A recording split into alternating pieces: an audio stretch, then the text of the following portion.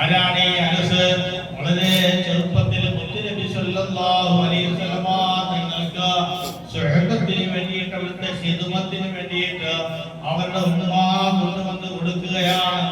സ്വഹാബത്തെ കിറാം മുഴുവനും കൊടുത്ത വലിയ വലിയ പൈസക്കാരെ മുഴുവൻ ലക്ഷ്മന്മാർ ധനികന്മാർ ഒരുപാട് സമ്പത്ത് രാഷ്ട്രപ്രമുഖരായ തങ്ങളുടെ മക്കൾ ഏൽപ്പിച്ചപ്പോൾ ഈ അനസിന്റെ ഉമ്മ 10 വയസ്സ് മാത്രം പ്രായമുള്ള ചെറിയ കുഞ്ഞിനെ പിടിച്ചുകൊണ്ട് ഇലാ ഹദ്റത്ത് റസൂലില്ലാഹ് നബി സല്ലല്ലാഹു അലൈഹി വസല്ലം തങ്ങളുടെ ഹദ്റയിലേക്ക് ഈ കുഞ്ഞിനെ കൊണ്ടുവന്നിട്ട് പറഞ്ഞു, നബിയേ, ഇയാളുടെ വാപ്പ മരണപ്പെട്ടു പോയ യതീം കുഞ്ഞാണ്.